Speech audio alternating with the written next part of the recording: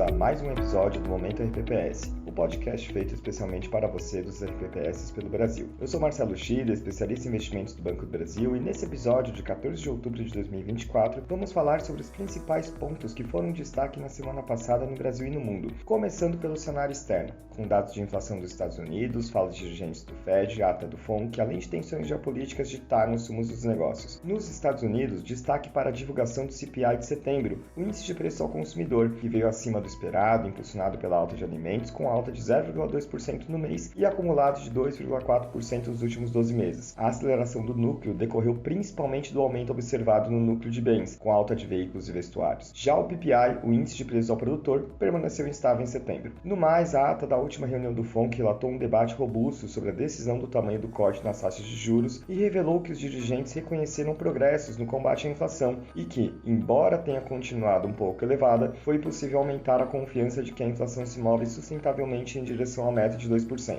Quanto aos discursos dos dirigentes, as falas se mantêm em tom que darão apoio a novos cortes de juros caso a inflação continue progredindo como esperado e que há riscos negativos para o mercado de trabalho, sendo necessário proteção a esse mercado e que por isso um ritmo mais rápido de corte de juros poderá ser apropriado. Na Europa, a ata do BCE apontou que os dirigentes concordaram que seria apropriado retirar a restrição monetária de forma gradual, uma vez que ainda não havia certeza de que o problema da inflação na região havia se resolvido. Na China, a Comissão Nacional de Reforma e Desenvolvimento disse que o governo está confiante em manter um crescimento econômico estável e saudável e busca atingir a meta de crescimento anual, mas não apresentou medidas de grande abrangência para reativar a economia. No campo geopolítico, na semana, observamos uma continuidade das tensões no Oriente Médio. E para os próximos dias, o que temos de agenda? Nos Estados Unidos, depois da surpresa com o CPI de setembro, que veio levemente acima do esperado, os investidores devem focar nas falas dos dirigentes do Fed, nos dados de atividade e na continuidade da temporada de balanços na próxima semana. A atenção especial deve ser dada às vendas no varejo e à produção industrial de setembro. No campo corporativo, a temporada de balanços continua ganhando corpo, com mais resultados importantes, com destaque para o BofA, Goldman Sachs, Citibank, Morgan Stanley, Taiwan Semiconductor e Netflix. Sobre o Fed, haverá discursos de vários dirigentes na semana, entre votantes e não votantes, com destaque para o Waller, considerado um dos membros mais influentes. Na zona do euro, o BCE, o Banco Central Europeu, decide as diretrizes de política monetária do bloco. Diante de dados de inflação moderados, a expectativa é de um novo corte de 25 bips, já que os dirigentes continuam demonstrando preocupação com os indicadores de atividade econômica na região. Na China, teremos uma semana com agenda robusta de indicadores econômicos, com destaque para o PIB do terceiro trimestre de 2024. Todos os indicadores, em geral, apresentam perspectiva de desaceleração, o que pode causar volatilidade sobre os ativos de países emergentes. Para esta semana, acreditamos em um cenário mais positivo para as bolsas, com resultados corporativos superando as expectativas e diante do corte nas taxas de juros pelo BCE. No entanto, as yields dos treasuries devem seguir movimento de alta moderada, dado que os discursos dos dirigentes podem trazer cautela quanto ao próximo corte de juros em novembro. A discussão ainda está girando em torno de um possível corte de 25 bips ou a manutenção de taxas na próxima reunião do FONC. Com isso, esperamos um fortalecimento do dólar globalmente, a menos que os incentivos fiscais chineses sejam robustos, o que poderia enfraquecer o dólar frente às moedas emergentes. E no Brasil, panorama global, IPCA, dados de atividade e questões fiscais direcionaram os ativos. O atual diretor de política monetária do Bacen, Gabriel Galípolo, teve a indicação para a presidência do BC a partir de 2025, aprovada no plenário do Senado por 66 votos a favor e 5 contrários. A agência de classificação de risco Fitch Ratings sinalizou que acredita que Galípolo irá manter o forte compromisso em convergir a inflação à meta, baseado na forma como votou e em muitas declarações que deu recentemente. Para a S&P, a manutenção da independência do BC na condução de política monetária pode beneficiar o rating soberano brasileiro. Segundo os jornais, o Ministério da Fazenda estuda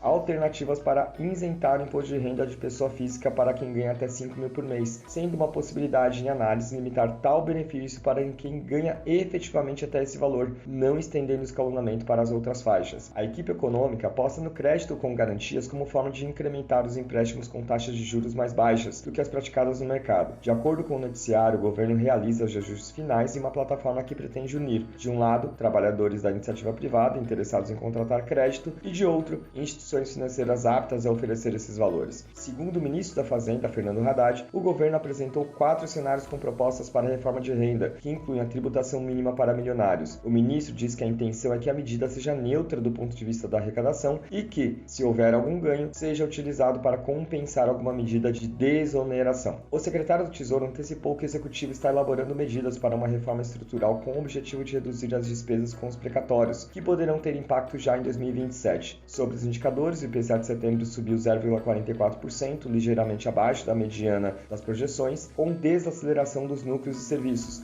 mas ainda em patamar elevado nos últimos 12 meses, corrobora para a postura mais cautelosa do BC. O GPDI de setembro subiu 1,03%, ante o 0,12% em agosto, e as vendas no varejo subiram 5,1% na comparação anual. E qual a agenda para essa semana no Brasil? Internamente, a agenda é um pouco mais esvaziada, como mais relevante a divulgação do proxy do PIB apurada pelo Banco Central, o IBC-BR, que tende a mostrar contração e em linha com os dados antecedentes, como produção industrial, varejo ampliado e PMS. No campo político e fiscal, a pauta de votações no Congresso não deve ter grandes avanços, com a expectativa de que a regulamentação da reforma tributária só deva ser apreciada no Senado em novembro. Enquanto isso, o noticiário relata algumas medidas que podem ser implementadas a partir de 2025, com o intuito de melhora da arrecadação. Sendo assim, a expectativa de dólar valorizado globalmente alta para as taxas dos treasuries tende a influenciar o movimento dos ativos domésticos, com o dólar se fortalecendo frente ao real, a curva de juros agregando prêmios, impulsionada por incertezas locais, e o Bovespa deve se desvalorizar por cautela. E como tudo isso impactou na nossa busca pela meta atuarial? Com a expectativa sobre as falas dos dirigentes do Fed, além das incertezas sobre o cenário fiscal e geopolítico, o tom se mantém de cautela e priorizamos estratégias mais defensivas para este último trimestre do ano. Esse cenário continua a oferecer condições altamente atrativas para alocações em fundos vértices, estratégia que permanece importante aliada para o atingimento de meta atuarial dos RPPS. Além disso, as perspectivas da continuidade alta da taxa Selic nas próximas reuniões reforçam o momento favorável para posições pós-fixadas na renda fixa doméstica. Essas alocações têm potencial para proporcionar uma rentabilidade competitiva em relação à meta atuarial, além de proporcionar baixa volatilidade. Ainda na renda fixa, destacamos o fundo BB Espelho JGP Institucional Equilíbrio 30, que, enquadrado no artigo 75B, se destaca por integrar aspectos ESG à sua estratégia de crédito privado. Com alto potencial de superar o CDI, é uma opção interessante para quem busca diversificação com foco em sustentabilidade e performance acima do mercado. E aí, ficou interessado nas alternativas que falamos? Então não deixe de agendar uma reunião com a nossa assessoria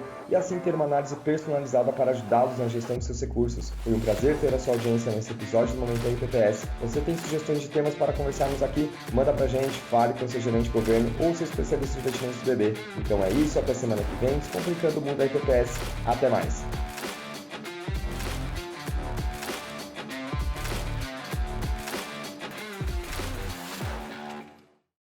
Conforme padrões da Anbima e aderentes às resoluções da CVM, seguem avisos obrigatórios antes da decisão de investimentos. Leia o prospecto e regulamento dos fundos antes de investir. Rentabilidade passada não representa garantia de rentabilidade futura. Fundos de investimento não contam com cobertura do FGC, Fundo Garantidor de Crédito, do gestor ou administrador. Para a avaliação de performance de um fundo de investimento, é recomendável a análise de no mínimo 12 meses.